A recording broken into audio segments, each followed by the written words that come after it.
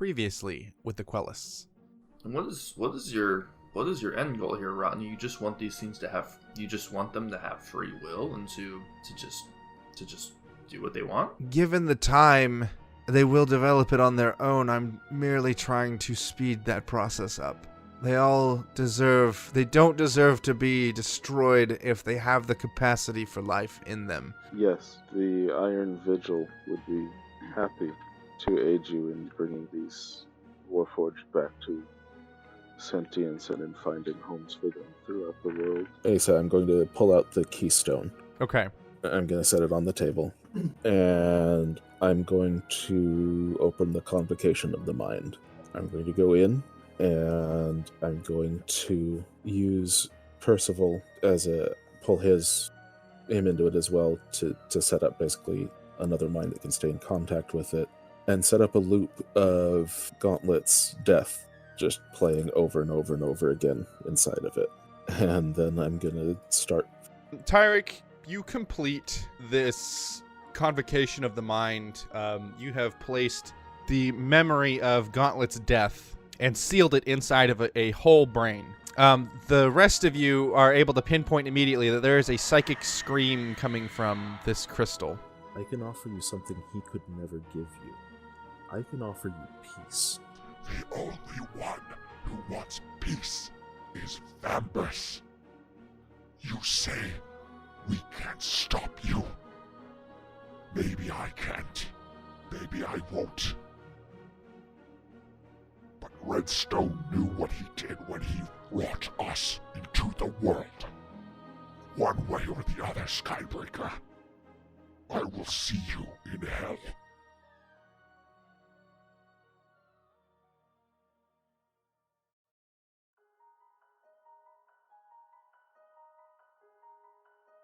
The stars shine brilliant and bright over Cloudhenge. The night is quiet and still. Things seem to be finding some semblance of normal since the false Hydra. The city still grieves, but people have found pride, purpose, and joy in rebuilding the great city into something even better. The streets are mostly empty, save for a few patrols of Iron Vigil Oathkeepers, as well as some late-night factory workers making some last-minute rounds to the late-night shops in preparation of their workday tomorrow. Two lovers share a passionate kiss on the cliffs above the third tier of the city. Friendly dogs scamper through the streets. A baby's cooing can be heard from a third-story home. The smell of hearty meals cooking in hearth fires permeates the city. More than one person stands on their balcony or outside of their home and stares up at the stars. The sigh of relief and contentment they collectively breathe out is felt as though it were Cloudhenge's own breath.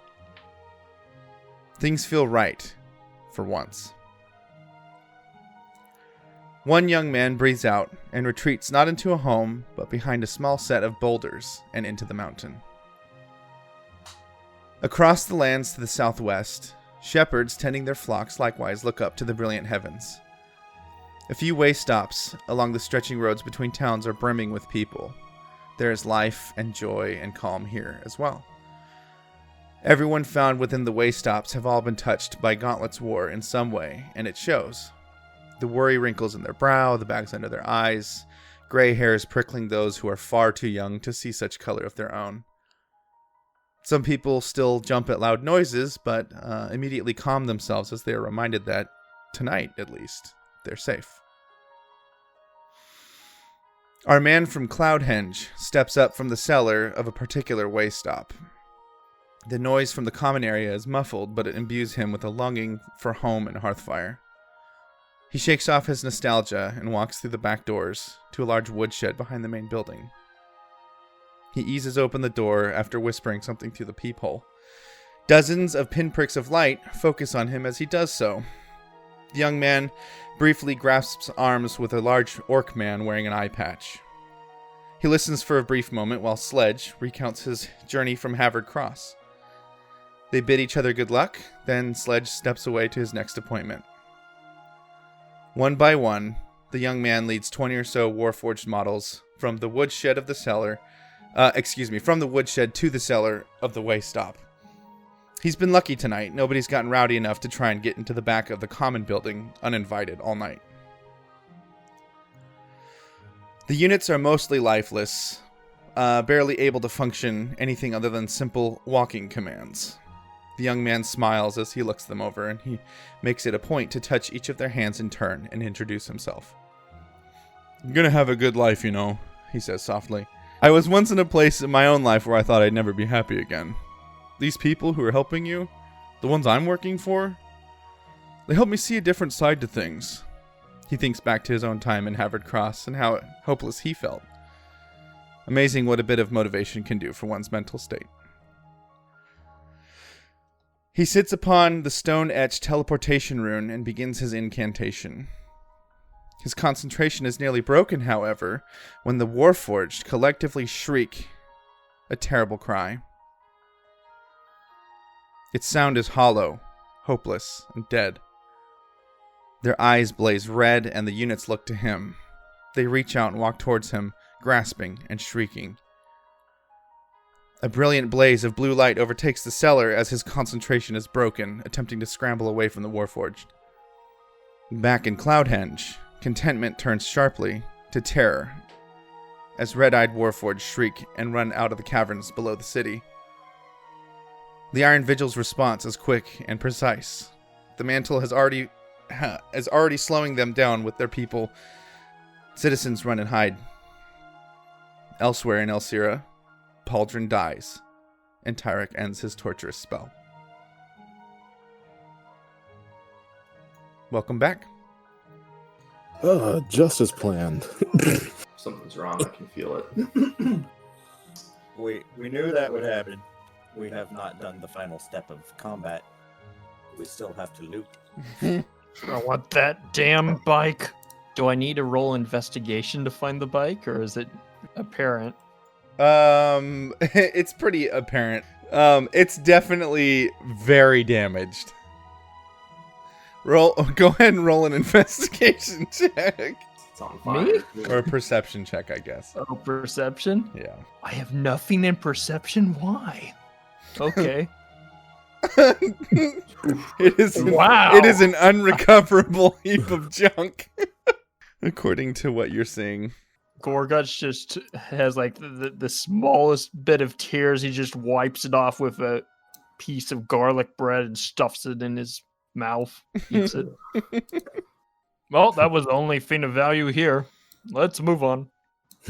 Oh, don't give it a little ghost face. Oh, no. You're making me feel. Oh. This Ghost Rider spike has a soul of its own. No. So, that hammer with bits of Tyrek stuck on it, is it any good? Go ahead and roll investigation. With the 12 investigation, looking specifically at the hammer, it's made of something like it's made of a stronger material than you're used to seeing like warhammers made from. You're not entirely sure if that necessarily makes it better, just less prone to breaking. I think I've already done this, but I'll go to each of the wizard minion bodies and see if they have anything of value on them. Don't forget the pile of ash in the Archmage robe. Why do I need that? No, I mean to sift through it for rings and stuff. Okay, I investigate the ash too for reasons that I don't understand. Okay, roll me. So there's 3 mages on the field. Oh, okay. So roll an investigation for. Does the ash? So you did get the its own archmage. You did archmage first. Okay. Yikes. One good roll. You find 500 gold and a portable hole on the archmage. Asa, can I use my second survival check there? I'm just gonna try to retrieve arrows and regroup with the party and not die by scaling down the cliff. You're trying to scale down? Yeah. With your survival check? Oh yeah, with the because you don't roll. You're a halfling. You don't roll ones. Yeah, like honestly, it won't take you very long to like just skirt back down around the edges of it, right? Like, I think you came up that direction, walked around. It won't take you that long to get back down that way, but if you really want to like scale the cliff face, a 27 is absolutely good enough to do that. Go ahead and make me just for the sake of it, make me a athletics check to determine how long it takes. You're a mountain climber, so roll it with advantage. Oh, I have my tools with me. With your 19. Yeah, you're able to, I mean, you get like your stuff set up. And because it's smoky, you do like you pull like the robes off of the mage that, oh no, he's gone. You find some pieces of robe that he like left behind before he fell off the cliff. And and you like fashion it into a harness, and then you wrap it around the tree, and then you like free climb down the cliff face in like all in less than a minute. I'll just scream parkour as I do it. Okay. I'll be relieved to see that everyone is looking for the most part, not, dead anymore. Where did we go from here, Tyrek? Did we kill a few birds with one stone here by basically handling this guy? Definitely. While the others have been looking around, I'm going to have been working on carving Pauldron's brain out. Oh yeah. Which I expect was kind of assumed. Yeah, absolutely. But, I want you to roll Arcana, Sleight of Hand, and Athletics. okay. Ooh. Okay, so with the 8 Arcana, it takes you longer than you'd like to discern where exactly his brain core is stored in the head, because it's the stone isn't that big, right? Mm-hmm. And so it takes you just a little bit to like properly discern where that magic is. Now you like suddenly get this burst of inspiration where you're like, oh, it must be here. And sure enough, you're able to discern like a tiny little crease where the metal folds sort of overlap on a part of his head. And with a sleight of hand, you're able to like wheedle a knife in there. Mm-hmm. And then with your athletics, you're able to pop it open pretty easily. And that brain core is right there. And this is all while everyone else is doing whatever they're doing. The robes of Mr. Power Word Kill. Uh-huh. I want to take them. Okay. Don't know if they're magical or not. Make a roll an investigation check for me. Woo! Wow. Man, with that investigation roll, you don't even find the first tier of loot that I put on here. Roll an Arcana check for me. Do I notice it just kind of like out of the corner of my eyes with my passive investigation? To be, 16? Yes. Yes, you do. Man, with that Arcana check, this robe is got good stitching. It's it's very well crafted. It's got the embroidery mark of a very like well-known artisan from Dilge. And actually, Tyrek, with your 15 passive perception, you notice a slight bulge in one of the pockets of these robes. Luke, you notice a chain hanging out of another pocket. As Tyrek redirects your attention, Mira, you can make that investigation check again. I reach for the train. The chain. Okay, yeah, not there we train. go. The train. Train. Okay, yeah. So Luke grabs the chain of the amulet of health, well known as it's got the what do you call that? The little symbol on it. The snake. There's 2 snakes entwined around the. Mm-hmm. Yeah, what is that called? I can't remember. It's got the Hippocratic symbol or something like that. Yeah, it's Hippocrates. I don't remember. And Mira, you notice the same like this heavy pocket that's there, and you pull out 8 small beads. The caduceus. Smokey, what you doing, man?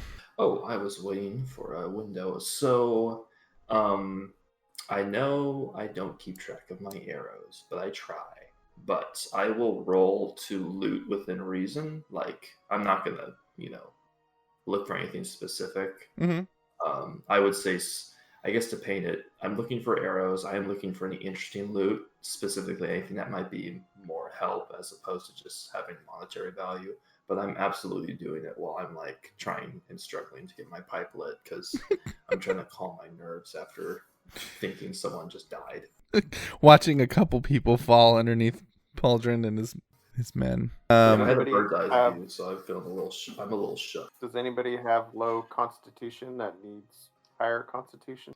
Tyrek has an 11 constitution. I It's throw better than me. Never Tyrek. mind. I throw Tyrek the amulet. I'm so glad our the dude who just tried to tank the freaking boss had 11 constitution. He has plenty of other ways to survive. As Luke throws you the amulet, Tyrek, you receive a DM in your about what the item is. Nice. Oh, he put it in the channel. Okay, cool. Oh, holy shit, that is a good amulet. Oh, wow.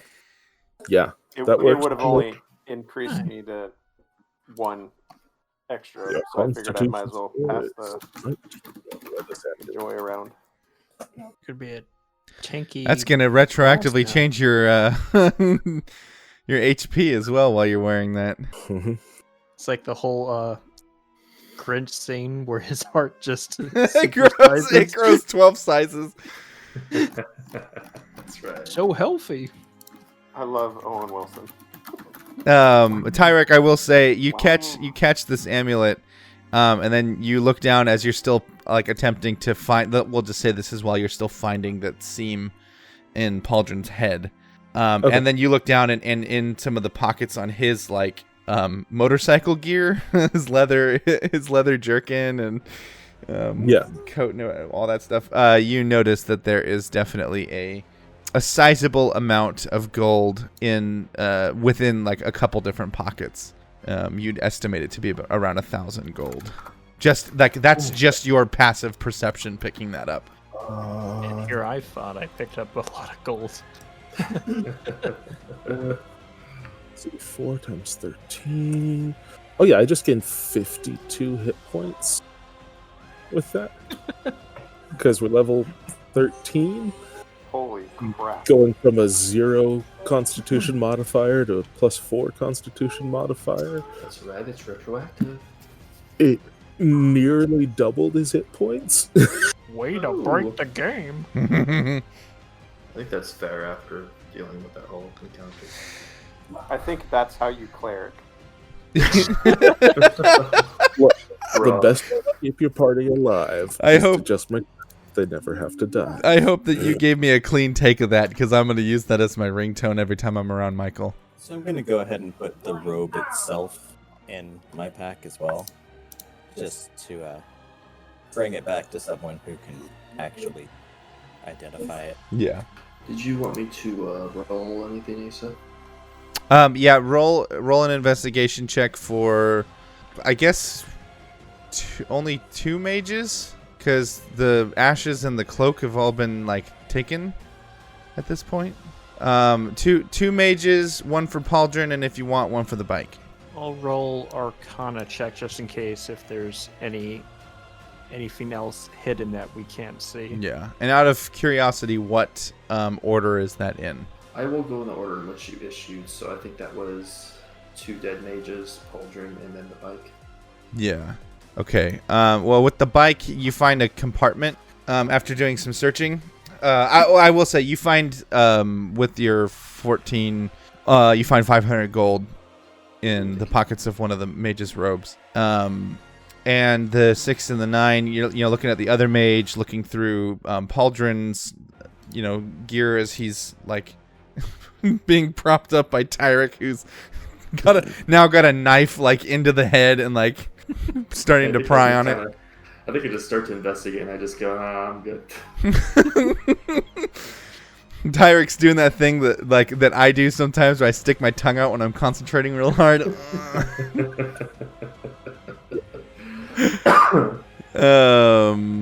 And on the bike, there's a little compartment that you pop open.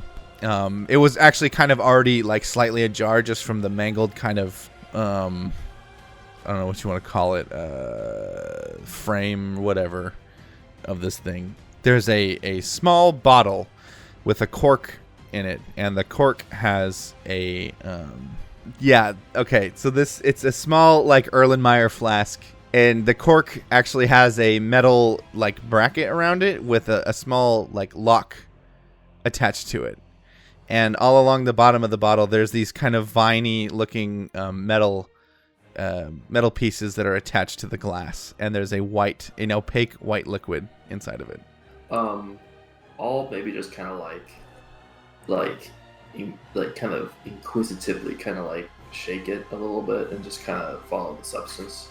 It's trying to see if it's like, if this is like I don't know, like closer to water or oil, or maybe even trying to think if it's just like a potion. Yeah, you shake it up, and it's simultaneously very thin like water, but then at the same time you could almost swear that it begins to run real thick and slow, like molasses almost. But then it like changes states. Is the only way I can describe it. And the cork, you said it was locked. Is it just like a wound wire, or is it like a literal? Oh no, like there's a metal band around it, around the cork. Like Clearly, the only way to tell is to drink it. Oh no! No. Don't do that. I mean, I'm pretty sure. I'm not gonna hide it. I would kind of hold it up to show the party, just kind of with a cocked eyebrow and like kind of a face of like, do you drink it, or do you Could our Arcana checks help out with that? I'm sure someone could figure it out. I'll roll one. Take a bit of a look at it. Kind of like flick the side of the flask real lightly. I need to back up just a bit. Danny, you rolled an 11 Arcana a little bit before I was describing this compartment in the bike. And then Yeah, Chris, I would find out if there was any other magic stuff I couldn't see. oh, I gotcha. Well, the bike definitely has a strong magic like aura to it. Even with an 11, you can absolutely feel that. Oh, good. Now that I know that it's a magical burning bike, that really helps me. And then Chris, I see you rolled a series of checks here shortly after that. Yeah, I was just kind of looking around. With the 9 perception, it's hard to focus on anything past like the sounds of scraping coming from Tyrek, like picking at Pauldron's head, as well as like Gorguts is shoveling ashes into a bag, and then like we're all this world famous like guild members, and we're acting like barbarians around. It's kind of a hectic scene. Your Arcana check absolutely reveals that same aura that Gorguts also feels about the bike, Pauldron's bike. There's a strong magical presence coming from it. And your investigation check unfortunately does not provide any Yield fruit to any that. fruit. Yeah. Tyrek, before we get to identifying this bottle. No, you know what? Actually, I'm sorry. With the 12, you're fairly certain that this bottle, the Arcana check isn't going to tell you much, but you're like, I mean, you're Tyrek, so you remember everything, and you're pretty sure that that this bottle won't be able to be opened unless you have its sister bottle Yes. in hand. And you don't remember what the contents. It's not that you don't remember what the contents are. Maybe you just never learned. You just remember that there was like being told of this pair of potion-esque things that go together, and you were told that they're too dangerous to not be kept with each other. Oh yeah. And then something happens, and your box. I don't know how we've been doing this alert system, but like. You hear "You've got mail," and you pull out your box, and there is a note in there, written in a hasty scrawl from, I believe, Jackal, and it says, "Sleeping Warforged in Cloudhenge have activated and relapsed. Moving to engage. I've sent for vigil support." And then shortly, I shouldn't say. Okay, wait, I'm sorry. Let me put it this way. There's a couple of notes in your box already. And you just have neglected because of you're in concentration, and then you're focusing on this project that you're doing right now. So there's two. That was the first note. The second note that looks like it came afterwards says, it looks like they reacted to your project. And as of now, those are the only two notes in your box. And Smokey, with your 8 Arcana, you also cannot identify this Erlenmeyer flask of white potion. What sort of check would I have to roll to try to salvage or save the bike that's currently on fire? I mean, unless you're an artificer rolling a really high roll, I think You have to order a call up your subordinate and ask him to come look at it check. Oh yeah, like he's getting out of his workshop. The bike isn't actually on fire. It's just a twisted pile of wreckage. There is some smoke, but it's coming out of like hydraulic joints and things like that. And it is a little warm, but otherwise it is not on fire. So it's like safe to pick up. Yeah. I pick it up and just carry it with me. Okay, this thing is like twice So- the size of you, though. This thing Can I is very drag it? big. Does anybody else have the mending cantrip? Take a long time, but we could fix it bit by bit with that. I don't know what you're doing. In response to the notes that came through, I'm just going to send a note back that just says status, question mark, because I don't need to waste more words than that, but I need to know what's going on now. Then I will... no, never mind. I've used up my spells, so I won't do that second part I thought I was going to do. Just kidding. I'll just send a note. I'm pretty sure I've used up all my spells too. Not that I had mending or anything. Oh, someone does. Except in this case, mending is kind of like having a welder, but we don't know where all the parts go. Mm-hmm. It'll be fine. Then we can hilariously all try to fit on one bicycle and travel the world. See, I was thinking about using mending to like just cut open the top of that potion vial and then close it back up. So I do communicate to the group what I was told, what I remember about it, that it being part of a pair that are considered dangerous to be near each other, so they're generally kept apart but don't work. I'm sorry. I miscommunicated that. It's too dangerous to have them separately. You need to have them together. Oh, okay, gotcha. Which means then that most likely the other potion is nearby, probably with another one of the Warmasters. Okay. That then. Let me pull up my handy list of other tricks. So that gives us the potential to start trying to locate the other flask as a way to get in contact, as a way to figure out where else we're heading. Which, yeah, okay. I'm gonna work on that using the commune ritual, I think, since there's not a lot that I can do about the Warforged in Cloudhenge from here. Once we get to the point where I've got contact with something, alright, they have to be yes or no questions. So you, how do you like set up for this spell? Because you're casting a ritual, right? So like you've got to do some prep because you got to get comfortable, and like obviously you guys are good. You're good for now. How does this look?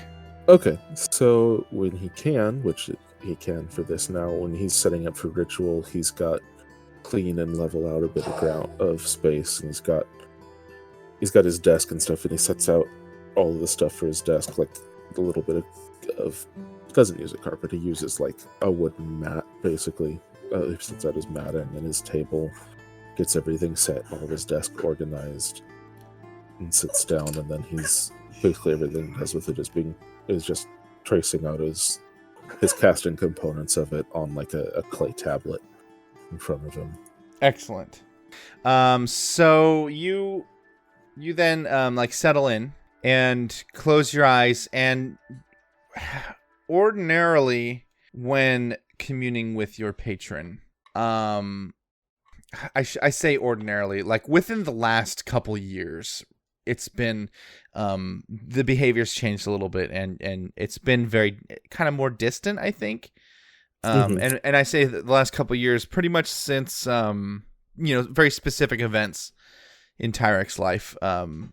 obviously you've still got that relationship, but you've gotten the feeling that Nalish has been sort of trying to be a little bit more hands off and just kind of watching, and that definitely holds true for here. So it surprises you a little bit that when this time you settle in and close your eyes, that you find yourself in a space, not unlike your dream shape type thing.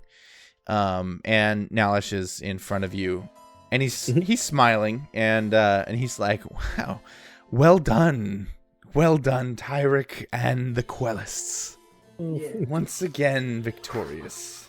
I figured that would probably please you.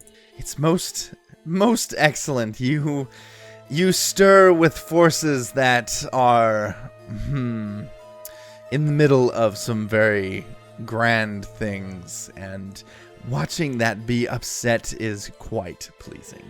So I've been wondering for a while how much of our actions, your actions now, are actually in line with his, and how much are your desires pushing against his. Being forever in service to another is grating at best. And I know, while I have been granted gifts and power through you, that I have grown much from there. You have grown, of course, a lot in your own power recently, but I doubt that you are happy remaining forever a servant. I know I certainly am not. How have you been feeling? Tyrek, I should note, his smile grows wider every time that you talk about being in service to something. You speak of wanting power, Tyrek, but holding a sliver of infinity is still an infinity. How That's do true. I feel? When things go the way that I like them to go, I feel good. As I'm sure do you. When things go the way I don't want them to go, I still feel good. And you know why, Tyrek? Because even that is conflict. Internal conflict is still conflict. Interesting. I understand that you need something from me. And I'm interested to know what it is and why you need it from me and why you've come to me now. So I propose a trade. A question for a question. Okay. Go on. Let's hear what you're speaking towards. When I look at you, Tyrek, I see a great many things. I see an aura of knowledge. I see a hidden well of pain. I mean, you know that. That's why I chose you. But there's something that perplexes me, and that's the black hole that is the stone that you hold. What are you doing with that stone? Well, there are secrets, and there are secrets. How badly do you want to know? Secrets are a form of conflict, I suppose. A conflict of information. So, I'm content with that answer for now. Now, what do you need of me? Let's ask for the full of it. Why not? I wish to know the location of the other warlords. The ones who are currently alive. A good question indeed. Well, fair's fair. There was a great, grand conflict that just wrapped up, actually, in the small town of Rivershroud, involving your friend Boot. Grieve, of course, travels between the Shrike's Temple and High Oran. Sabaton is somewhere near Harpcry, a little bit south, I think. Last I checked, anyway. Vambrace is currently on a ship on his way to Pharanos. Helm is currently awaiting you in the Lichfork confluence. And Quellists is waiting for you as well. Thank you. That was easier than I expected, and I look forward to pursuing our own goals again together. Tyrek, you speak of accumulating power, yet you let your friends take it from right in front of you. The small one slew Gauntlet, and the Edgemire slew Pauldron. You didn't gain any of that power. The power passed to them. It did, but there's other forms of power, and in the eyes of the people, I am the victor, and I am the one who killed them with my own hands. Even though they know that's not what happened, that has become the story. Image is important. What people believe, there's much power in that. Until we meet again, Tyrick. Farewell. And your eyes open. It was more productive than I expected. Okay. I was able to negotiate for more information than I thought I would be able to. I have approximate locations of all of the remaining warlords. An idea of which one we should go to first? Well, Vambrace was here but has left. He was the only other one on Alcyra, and he is heading to Theranos currently. In addition to Grieve and Haeron, two of the others are on that continent as well. Boot and Sabaton, one in the north and one in the south. And the other two are to the east, Kuraz and Helm, in the waters of the Lich Fork confluence. Our closest would be to follow Vambrace, but I don't know that that's actually the course we want to take, because that's the most obvious course. You know, if we are to continue tracking and attempting to eliminate the Warmasters, we need to decide who we are going to move against next and move. But right now, none of them are within immediate striking distance. We are already on course to meet Grant and Edgemire, and he can take us with his ship if we need to go anywhere else. Yeah. I think for now, proceeding to Edgemire is probably our best choice. Because that will also give us time to determine how events are unfolding in Cloudhenge. They were having some trouble with the Warforged there, the old ones that we took in. Is it being taken care of, or do we need to head back there? I think it's being handled. Last I heard that it's being dealt with, and as I receive more information from Jackal and from the Vigil, obviously I'll tell you guys what I know, but that's all that I've heard so far. If I recall correctly, worst case scenario, we could be back there tomorrow. Didn't Luke set up a sanctuary return in the temple in Cloudhenge? Does sound a little familiar. I'm pretty sure. Honestly, I can't remember. I think it did. And if you prepare sanctuary when we next rest, we'd be able to go back then. Mm-hmm. That's a definite. We probably did that. That's also going to be a very useful thing if we end up on other continents and need to come back fast. Instead of sailing back by boat. Well, we've got time to consider. I think for the moment we should continue our way toward Edgemire, right? Sounds good to me. I drag the bike. I'm gonna throw one of these beads at the bike and put it in a bubble so it only weighs like a pound. Do you know that's literally the exact reason that I put those beads in there? Oh, really? Yes, 100%.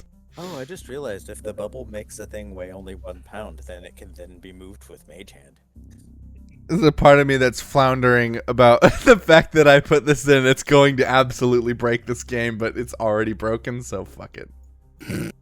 But they're consumables. They're not reusable, so... Oh, I'll just go about, like, dribbling my bike in the ball, I guess. Are we going through Whispermarsh, or are we just going up the road to the coast?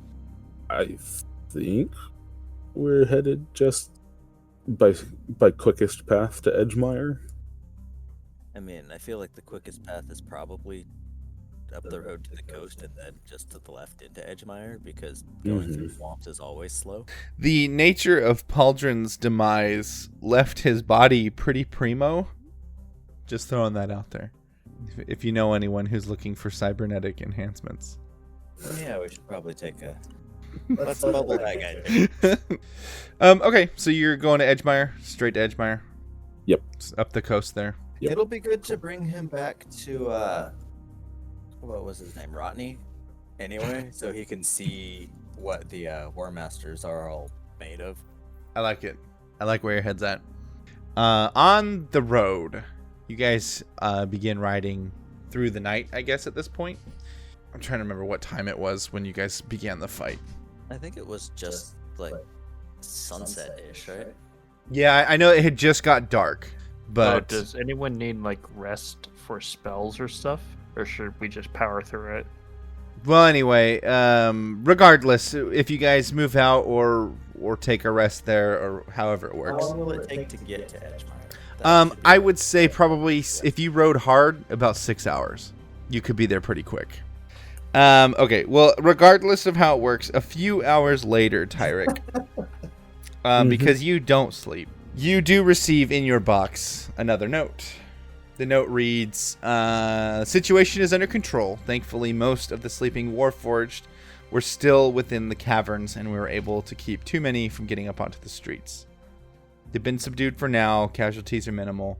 If you need to use that trick again, let me know. We'll secure the Warforged in advance, but I would suggest avoiding it if you can. Ketch is writing you a formal report. I'm going to follow up with some of the sentient Warforged in the city to see if they experienced anything. Letter back, basically just be acknowledged. Sorry for the mess. Oops. Yeah, you guys arrive on the outskirts of Edgemire. There's definitely a strong presence of the Master's Point Liberation Army. I have so many different names for them. I cannot remember like what the hell their official name was. The Master's Point people. Flying Raylene's colors. They welcome you all. Many of the soldiers recognize you outright. You probably recognize quite a few that you'd seen in Cloudhenge not that long before.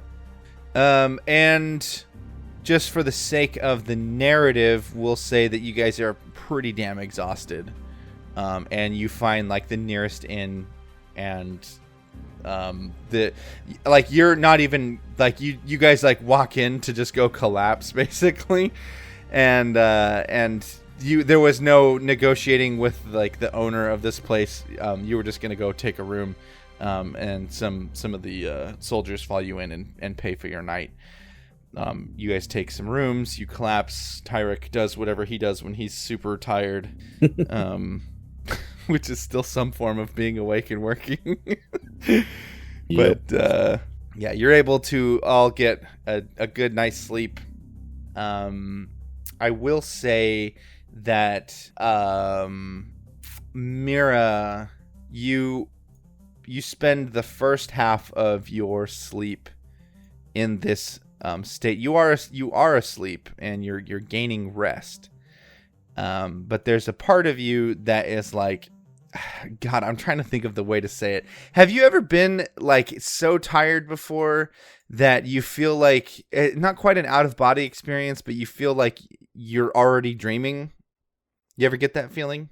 So it's kind of like that, but you're actually asleep. But instead of feeling like you're dreaming, what you feel like is, oh, I'm dead. Or I'm in the place where I was when I'm dead. And it's hard to shake that feeling that you have touched the afterlife or some form of it. And while you don't remember 100% of like what happened while you were there briefly, there are scars there now that you will carry with you. And the rest of you... I'd also like to add that at this point, Jackal doesn't sleep anymore either. So if any correspondence need to happen, there's all night for that. You all fall asleep to the, or maybe not even fall asleep. I think everyone who's going to sleep hears a song very faintly, and some of you can't help but think like, oh, that was really cool of the innkeeper to like hire a bard to play such a soft melody so late at night. That was really cool. We'll have to thank him. You know, I thought something like that, similar to that maybe. Tyrek, you hear that music too, but if you investigate, you find no bard. Okay. Does it sound like that wascally wabbit? Indeed, it does. It's a little bit different from like, not that Mira would know this necessarily, but it's different than the one that Jackal experienced slightly, but the song remains the same. And yeah, you wake up the next day. What's on the docket? Finding Grant and getting our stuff. That's right. It was Ugh. Grant met up with Guster midway through, and then threw it on his ship and sailed to Edgemire. That's right. He's not there with Galley. I was all ready to bring Galley into the Quellists meta. Yeah. Okay. So you meet up with Grant. He's like, you can tell he's a little like, just the way he's holding himself. You can tell he's like seen some weird stuff, very recently. And when you ask him what's up, he's like, man, this is probably a terrible Grant voice, but I'm going to go for it. You should have seen this ship. It was flying. I never seen a flying ship before. Magic on that boat like I'd never seen. Flying ship sounds useful. Anyway, here's your stuff. Appreciate it. Yeah, and so anything that you guys had put on your list of items, you now have those in your inventory. Oh yeah, that. What did I even ask for? Oh crap! What is it? Hey, Asa. Hi. What are my feathers? The feathers from the transforming town that I took. What are they right now? Oh gosh, I forgot all about that. Duh. Let's see. How many times have you checked on them? A while back they were sand or something like that, but I've only really checked on them once. Yeah. Well, let's see. I think today, let me pull up my... It's actually like a piece of stone, with a lot of moss growing on it. Pretty darn close to what buildings should be made out of. So we're pretty much like known by everybody, especially since we came back to Edgemire with like a motorcycle and a dead body in floating bubbles that were being bounced down the road. You guys are heroes of the realm, so yeah. Probably inspired a sport or two. Okay. Tyrek now has an 18 armor class. He just got so much tougher after almost dying today. What doesn't kill you makes you stronger. Sometimes what does kill you makes you stronger. What doesn't kill you can still hurt like hell. We need to figure out which Warforged we want to scrap next. Yeah. Basically. So we know there are 3 of the Warforged as of last night. 1 in Harpcry, 1 in Haeron, and 1 near River Shroud. We know that one of them was on a boat sailing to Pharanos. We know that in the Lichfork confluence, I Locate all these. feel like going after Vambrace towards Pharanos is like the obvious choice and probably the wrong one if we're going to go after one of them right now. Mhm. According to that guy we talked to, Vambrace should also be fairly amped up by Pauldron and Gauntlet being taken out. So it might be a problem that we don't want to face right away. Which is the next closest one then? Or should we try to get one that's further away? Well, I was thinking that striking out for one of the ones who's waiting for me. Off the table real quick. Did Tyrek tell everyone else about the Pauldron's comment about Vambrace wanting peace? A little late for that. I don't remember if I did. I think so. If so, Then maybe we should go try to talk to him, because he might be the only one of them willing to talk. That's true. But you were thinking about heading to, what was it, the Lich Fork? Mm-hmm. Oh, right. That's that new river that didn't exist, right? Yeah. Okay. Well, opinions from everybody. Where should we go? What should we do? Are we gonna have to roll a dice, just like assign numbers, just have that be it? Honestly, that's probably the All best unknown course of style. I think if we can put any stock in Enraged Pauldron's offhand comic that the only one who cares about peace is Vambrace, then I think it'd be worth trying to talk to him. But I don't know if we can trust that or not. And we don't see that big, massive fleet of ships on the map, do we? It's not a common thing that comes with. It might be too meta, but did we confirm Cloudhenge's status? Or Yeah, they're doing okay. They got things back under control. Got any of the damaged Warforged who were up and had made it out into the city, secured and back down into the vaults. Got the vaults closed up. And they're interviewing and talking with some of the other, at least previous to that, properly functioning Warforged to see if they felt anything from what happened, to try and get more information about it. you know, as long as it seems mostly secure and recovered, I'm probably not too. All right. Okay, let's go after Vambrace. That's right. I like it. So I guess we all pile on Grant's boat and head for Theranos. By the way, we need your boat. He's used to that.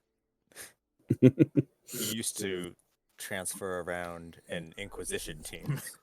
That's actually why he knows Jackal. But what's the plan? Are we gonna land undercover, or are we gonna just right in the middle of the city or something like that?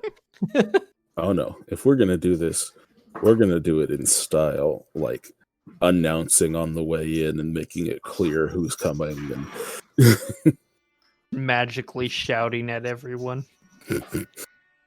If we are going to try to peacefully converse with Vambrace, we should not sneak up on him. Someone's cat's not happy. She's doing her thing where she brings me her little toy and I throw it, and then she acts like there's a ghost in the house. Is there anything that you want to do in Edgemire while you're here, or are you guys kind of rushing off? I think we're kind of in a hurry, aren't we? They're known to travel about, so probably we should proceed the lead we have. I do think I remember hearing something about Edgemire mead, so maybe buy some of that on the way out. Meatball. There's a meatball sandwich here. That's amazing. Oh, yes. Mm-hmm. Corguts is just gonna stock up on that. We could just have that as we travel. Yeah, it is. It is an amazing sandwich.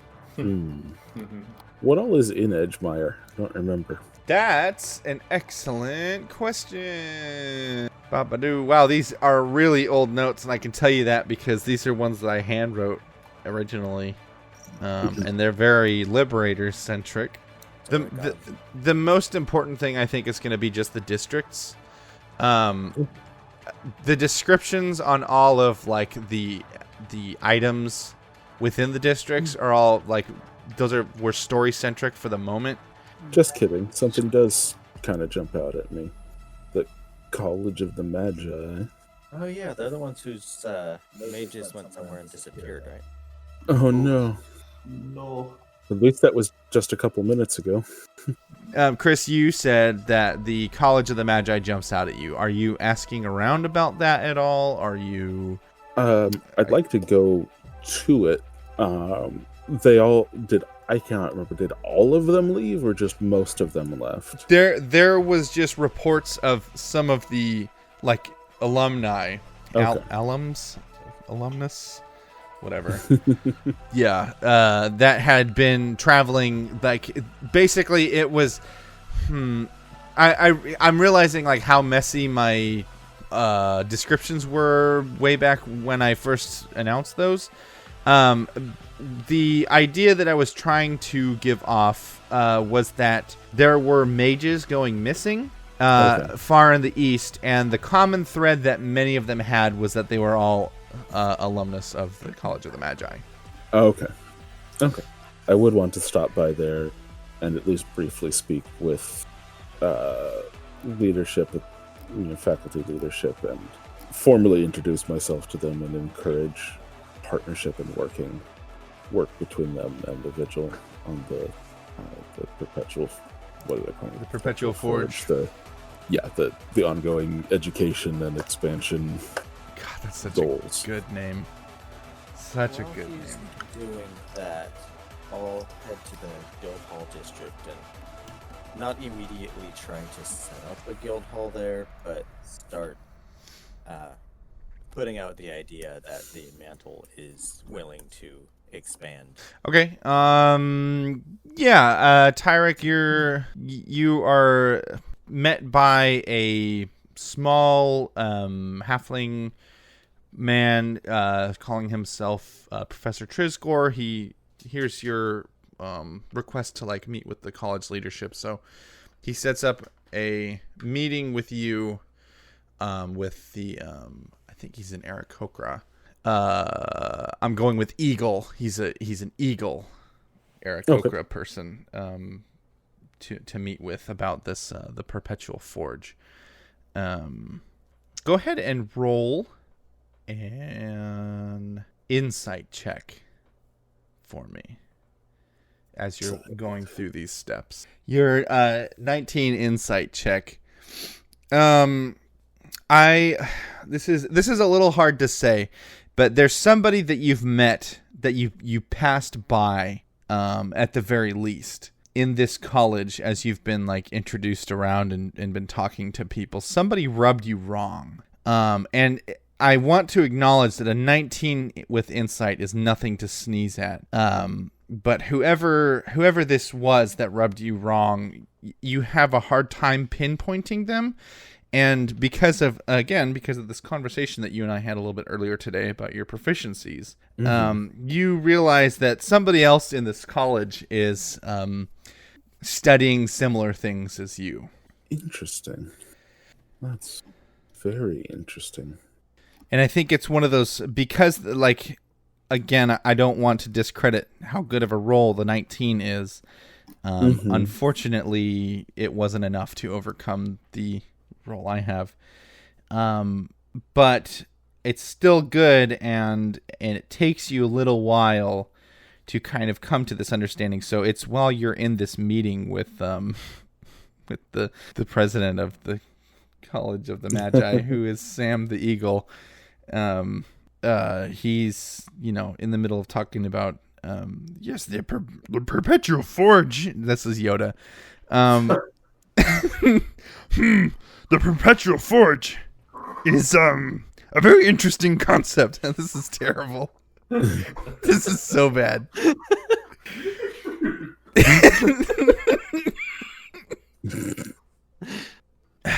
Your talk is akin to infinite knowledge. Is that what I'm understanding? Or infinite ability to pass on knowledge easily? That's part of it. Yeah, that definitely plays into it. Though locations like this school and War Temple, they're important. They are institutions of immeasurable value. But the knowledge that is taught here, parts of it, the knowledge that's contained here, pieces of it, even some of the smallest pieces of it, could do so much to benefit the lives of everyone, even without specifically teaching magics. Just teaching the ordering of the mind that's necessary to construct magic, teaching the patterns of thought and critique, the applications towards someone's business that can come from learning that, towards organizing and running their store, or towards how they grow their crops. My goal is to bring an improvement in the education and life of everyone by carefully taking pieces of knowledge, pieces of the information of the greatest use to everyone, and sharing them out, teaching them, which would also allow with this the ability to bring in new perspectives and new learning and new information from places and sources that have been overlooked traditionally, because there has been a tendency, particularly in the schools of magic, discredit those who are not wealthy, those who are not of noble or similar status.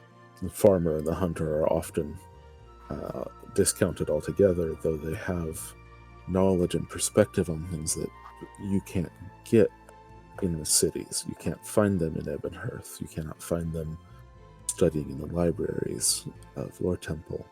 And that information is valuable for everyone at our level, just as much as the things that we can bring to everyone to bring their level closer to ours is as well. It benefits everyone to decrease that gap, to make the exchange of information freer, and to make it easier to retain that information and to chronicle it. And I believe that we could work together to make this happen. You're not afraid that this is a terrible voice for having a serious conversation.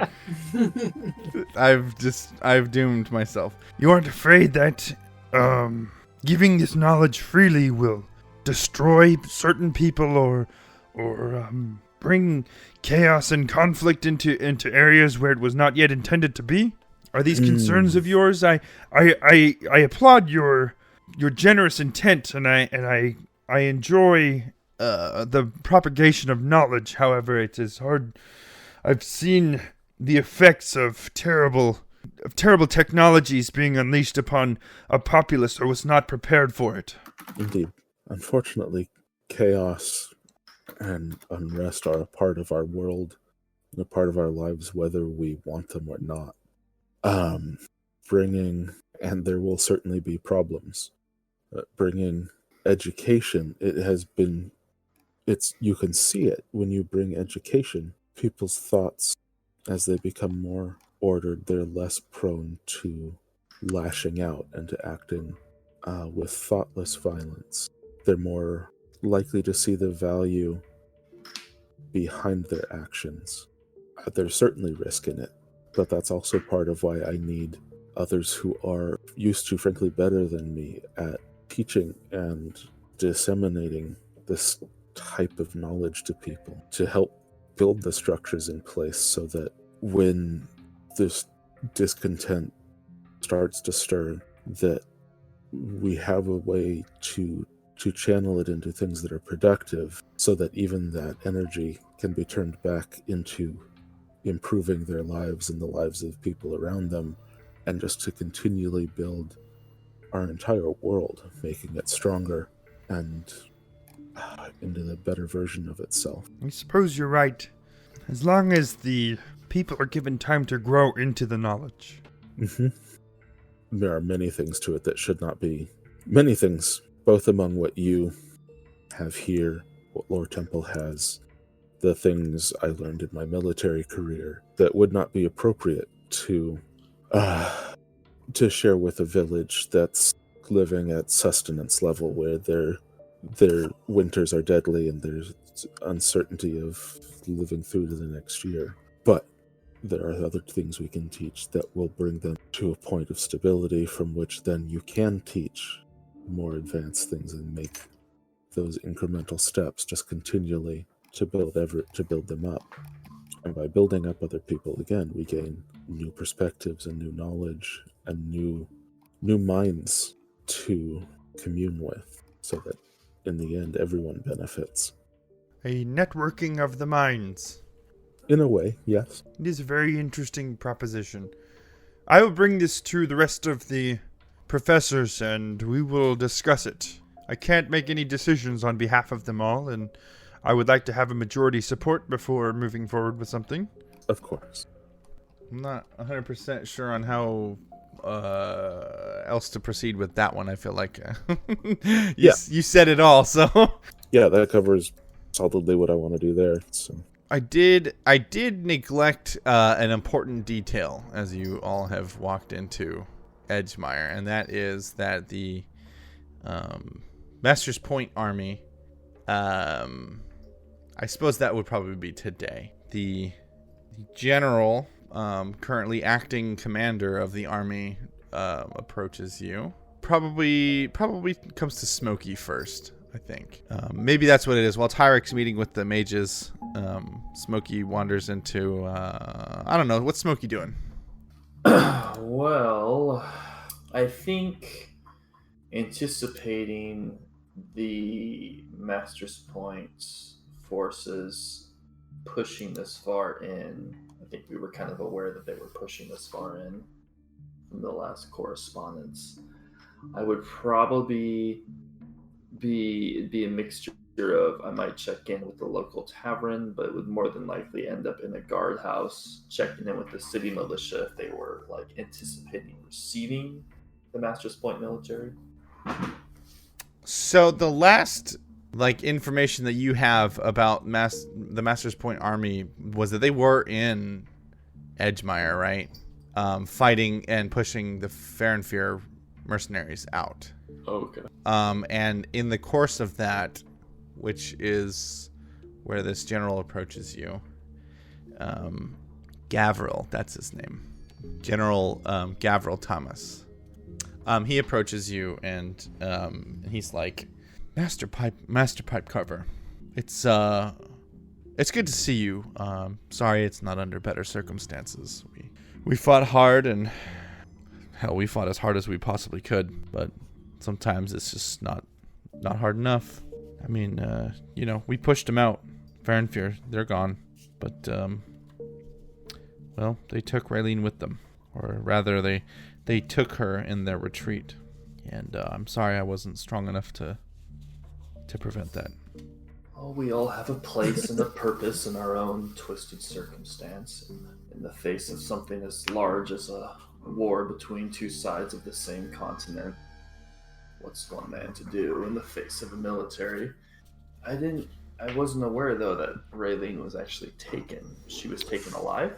I'm sorry, sir. My language is I haven't been doing a good job of explaining myself. She was killed. They took her. They slew her as they retreated. She stood up there in front of us all to lead the charge and took a few arrows right in the neck. I watched it happen. I was made aware that she perished in battle, but I wasn't aware of the details. So, if anything, I appreciate you making the picture a little more clear. Farinfear retreated, though. They took their ships and fled north. That's correct. We chased them the hell out of here, and I mean, we won, but gods, it feels like a hollow victory. It may now, but rest assured, Raylene would still remain proud that the military born of natives here drew out the mercenaries who were allied with Ebenhearth only for coin, for privilege. I think Smokey would probably regroup with what is left of the military in terms of seeing if they have new laid out plans, if there's been word from Master's Point since what's happened to Raylene. Okay. Yeah, I think Gavril leads you to a larger garrison. The soldiers seem to be being taken care of pretty well, as well as they're not disturbing the city, right? They're like a decent fixture of this place. And he leads you to a garrison as you ask to kind of see the rest of the army. And there's a small section of them that look a little worse for wear, but otherwise, everyone's in pretty good shape.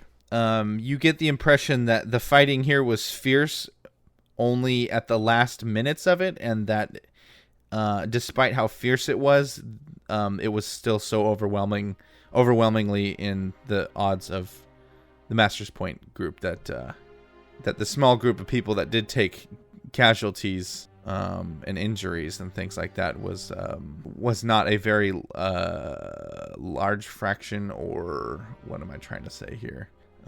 It wasn't an extended. There's no extended suffering. This was all very recent. Yeah, once seen to most of the kind of confirming that most of the military didn't have a long siege, but just have a kind of a rough end to it all. I'd probably confirm then with the general and whoever else if they still had standing orders, if they were to garrison here, or if they had other plans after driving out the Fairfield. Yeah, so there's a couple other lieutenants and captains and things that you meet with. And they sort of explain that their plan was always ever to just get the Farenfear off of Elsira, as they put it, get it off of her soil. Now that that's been accomplished, they're planning on buffing up the ports here in Edgemire a little bit more, despite it already being a pretty thriving port town, as well as building a couple garrison points along the coast, specifically like right here north of Ebenhearth, just before the beginning of Dragonscale Ridge, as the jagged mountains they are hostile for ships. There's no way that anyone lands there, and there's already this garrison here, Eastwatch, that reports directly to Ebenhearth. So they're planning on setting up some garrison points between Edgemire and Dragonscale Ridge, as well as trying to put some buffer zones along the whole northern coast. He's talking, but you can tell that these plans are pretty ephemeral. They're not nothing's set in stone right now. And a big part of that is because they've lost, they're all dealing with this loss. And they're doing what soldiers do, which is, continuing to move on, and so they've begun these plans, but everyone's kind of with a loss of direction right now. Well, with Farenfear driven out being kind of the last known goal that Raylene had, I can't think of any other direction to provide beyond what they're already moving towards, which was securing port, securing garrison north of Ebenhearth to make sure nothing else would be landed. I don't think it would be in the best interest to suddenly direct them to continue moving on, especially now that effectively Ebenhearth has lost the kind of blunt force of their military. I think initially Smokey's going to do his best to take inventory on what they're planning so far, which sounds like it's already been explained, but he would kind of mentally want to sit on it for at least a day before he adds his voice to any kind of recommendation for where they should go next or what they should do. Okay. Moving on. So you jump on the boat with Grant. Begin your sail to Theranos. So Grant wants to know about everything because he's been away for a while. I think it would be fun if he sat down with Luke. Have Luke and Grant had a whole lot of contact up until now? I don't think so. Okay, well, how about this? How about there's an evening where you guys all sit down kind of in the captain's quarters of his I don't know, what kind of ship does he sail? Ship does he sail?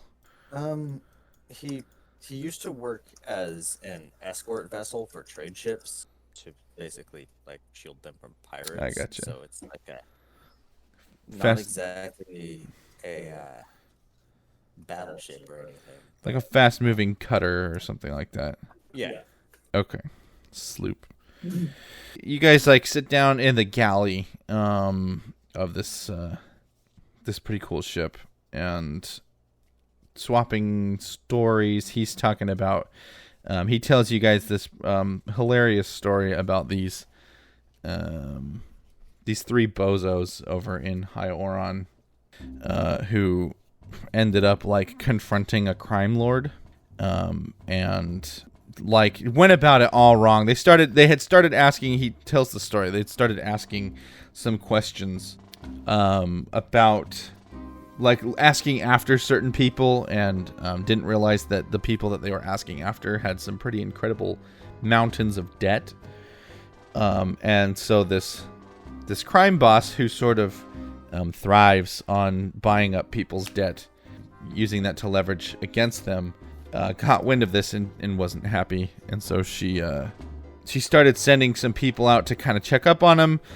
Grant intervened because he was curious about what they were doing. Ended up having some very brief contact with them, mainly because they were working for Grieve at the time, the Warmaster, and at one point they actually got wind of the actual crime boss's name and went to go confront her because they thought that was a good idea.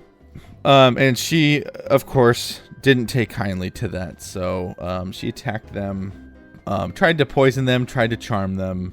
None of it worked. They were too hard-headed, as he puts it. And I really thought about trying to recount this in Grant's voice, but I don't think I would do it justice, so I'm kind of having fun just doing this, though. Basically, Grant let them go as long as possible. He sent his hawk? Yes, he had a hawk familiar. And he sent it in a few times to kind of give them some support. He's laughing his ass off, by the way, at this point. He finds this whole story very funny. And this hawk went in and tried to support them, and they just kept accepting help from this hawk without really understanding. He basically, it just came down to if there was a button that he just put in front of them, they would have pushed it without question. Anyway, she kicked their asses, and Grant had to step in officially, and slew her and saved their butts, and took whatever he could find. He thought that he was going to get something good because there's this one super annoying elf who asked a lot of questions, and he kept writing in this journal. And he really expected this journal to be full of notes of the Shrike's Temple, or at least of Grieve. And when he opened it up, it was literally just these really bad doodles. And he even pulls a page out to show you that he had torn from the thing. He's I had to show you this. And it was a picture. He was he's telling the story, and he's talking about how bad all these doodles are. They've all been really, really bad. Everything that he looked at. Up until he pulls out this picture of, it's a picture of his hawk familiar, and it's the most immaculate recreation of charcoal on paper, of his hawk that he's ever seen. Practically photorealistic if photos existed in this world. And so he goes, it was just so good I had to take it. It was just so good I had to take it. Just had to take it right out. Anyway, they went on to... Grieve got a hold of them and dragged them to the temple, and I didn't really see them after that. I heard some kind of commotion went down, and kind of got my fingers crossed for those guys that they got out, but no real telling. They got mixed up in some pretty bad stuff, so it's on them ultimately. So anyway, what have you guys been? What have you been up to? Kind of gesture at the dead Warforged in the bubble. Is that some kind of armor or something? What's with that? This used to be a bike. Oh, Grant. So since apparently Jackal doesn't tell any of his people anything, here, that's a dead Warforged. Specifically, that's one of the Warmasters. Oh, okay. Yeah, I see it now. Why is his brain compartment opened? I see the little hinge right there. Looks damaged. Did you jam a knife in there or something? He's just looking for secrets. Find anything good? Yeah, there's just a brain in there. Yeah. Yeah. Mm-hmm.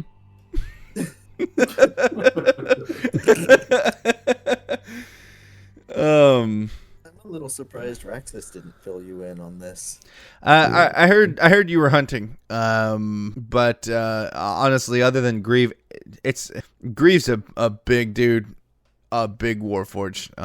And now that I'm looking at who is this? I would have said that he's Grieve. He's got some big old Grieves, but I'm guessing this is Pauldron. Pauldron. Okay. Yeah, I heard you'd been going hunting. But having only had Grieve as my reference point, I wasn't really sure. So when I see another big boy like Grieve, my first reaction was to think maybe it was a suit of armor or something. I mean, hell, it looks like you could climb into it, Tyrek. So That's fair. I'm trying to think if Grant had any other pertinent information I need to pass on. Yeah, I think I probably all this stuff has been relayed to the Quellists at this point. Pretty much everything that he's, well, I mean, I guess however much Jackal decided to share with everybody.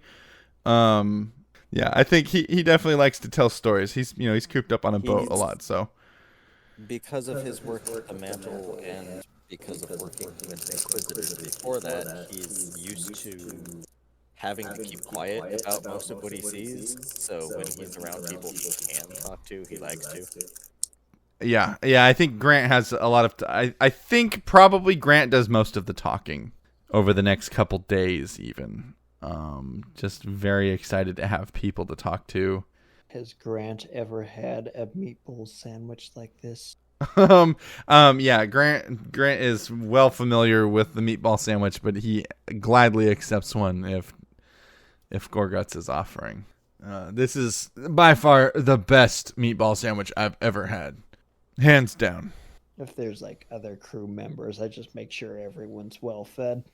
Well, I really don't have any like sea encounters that happen. I had been planning on you guys making it into Theranos. Okay. Are you a red dragon a little further to the east? Yeah. Are you traveling directly into Theranos, or are you trying to be dropped off somewhere? I think we should basically just sail straight into the main port. Is there a port? Yeah. Yeah, there is. That's not very easily discernible, but yeah, there is. It's right here. It's a symbol here and here. Yeah, I don't think we're trying to be but sneaky which or anything. port to pick? Okay, so you sail into Theranos. The port is cleaner than maybe you were expecting, but it's still like far dirtier and messier than a well-known port like Theranos should be. You get the impression that the Farenfear army moving through here was not particularly careful or attempting to maintain sort of the status quo of things as they used it. You enter the port uncontested, despite that you're, Grant knows all the tricks, and so, he raises a different flag, saying he's from somewhere else or whatever. You guys are able to get in no problem. There's definitely some people who recognize maybe the armors or the clothing that you're wearing is not necessarily being from where you are, but I don't no. even know where this armor's from. Guster had it. Yeah. Nobody questions you on it though. It's more of this is just things you pick up from how people are kind of looking at you. Nobody's asking questions. There's some Farenfear mercenary guardsmen around, but you immediately know from the way that they're holding themselves that they are contracted to something or someone else. They are not part of whatever that main mass of mercenaries who had come over to Edgemire. They're part of something different, mainly because they seem to be guarding specific people or specific locations. The port of Theranos is really the only thing that the city proper has going for it. There's some open markets here. There's some there's banks and things around. It's definitely the city is a big clash of rich and poor, rags and riches, right? You have on one section there's banks and some manor looking houses that are cordoned off by high walls, and then right next to it there's a small little shanty area. The juxtaposition is very strange. Being well traveled as you guys are, it's definitely something you've seen before. It's just there's something about how casual the way that all this is on display it just doesn't like it doesn't feel like there's zero care in it.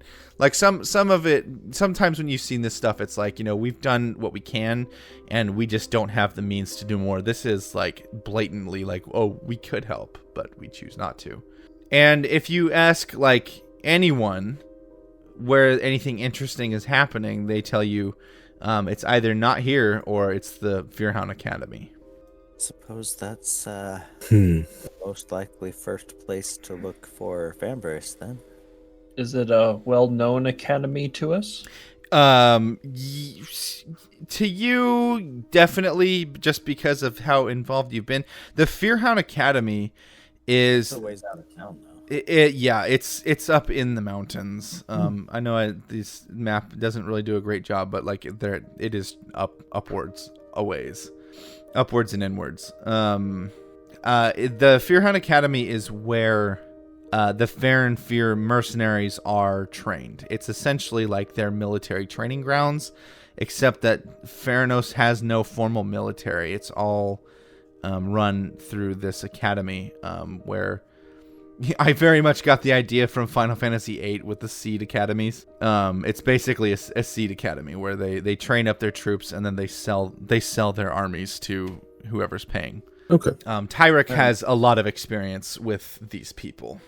I'll go ahead and mention that Grant and his guys are going to stay with the ship. Okay. Among specific questions when we're asking around, I'm going to ask about the Warmaster, or try and get any sort of confirmation from anyone that they've seen him come back or seen him headed in anywhere. Also asking, like, not being secretive, asking so that other people might hear me asking and let him know that, hey, there's some Dragonborn asking about you. Yeah, go ahead and make everyone make perception checks for me. Okay, passive 20. Well, my passive is 20. I rolled a 12. 22. I rolled it as me, not as him. Yeah, basically, Mira, Smokey, Tyrek, and Luke. Unfortunately, Gorguts is so engrossed in his meatball sandwiches that he doesn't really like. There's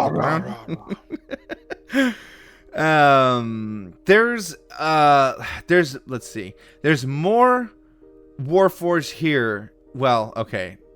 That's objectively wrong now, but like in the public eye currently, It's more Warforged than there used to be. There's more Warforged here than you're used to seeing anywhere on Elsira. It is definitely, there is a presence here of Warforged people who look fairly like ingrained with the city's culture. It's not a giant population, but there's enough to be noticeable.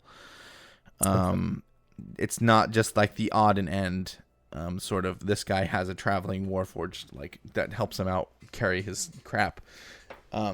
There's actually like a community here of some sort. Now, so when you ask about the Warmaster, when people start asking you to like clarify a little bit on that, when you say, oh, he's the Warforged, it becomes clear pretty quick that Warmaster is not a title that anyone's really super familiar with.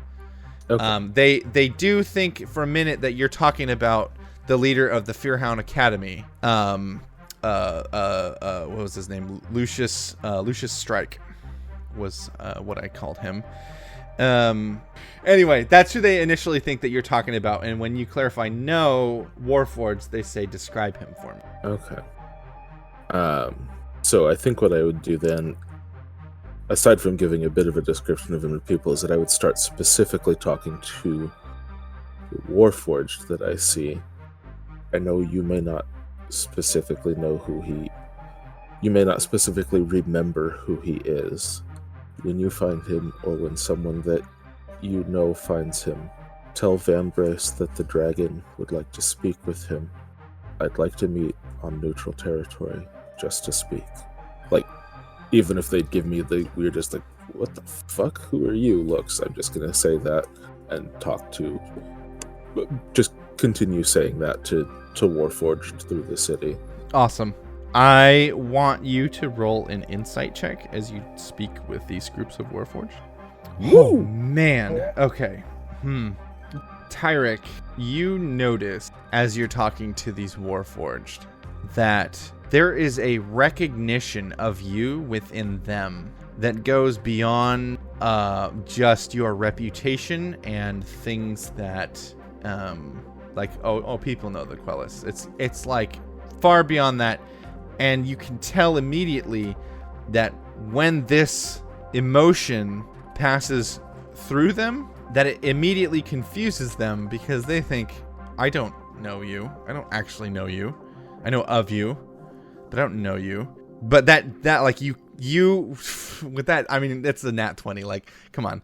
So yeah, with that, you absolutely see that whole grip of emotions go like play by play. There's something that happens there. And I was gonna say that I'm just curious if there's any reaction to Mira and Smokey, seeing as they have the kill aura or whatever it is. But I doubt I noticed anything. Yeah. Okay, so asking them about the Warmaster, just talking about Vambrace. Yeah, they're like, they definitely still give you those looks though, right? Like as you're like, just tell him that the dragon wants to speak with him on neutral ground, and they're just like, okay, crazy, move along. And man, with that 20, I want to do something else with that 20 insight. At some point when you turn to leave a group of Warforged, you notice that there's a couple of them that share like a look amongst each other. Okay. And there's one of them that I'm trying to think. He almost like raises. You're turning away, and it's almost like he starts to raise his hand as so to get your attention, and then like immediately withdraws it. What do you want to do with that? How many of them are there?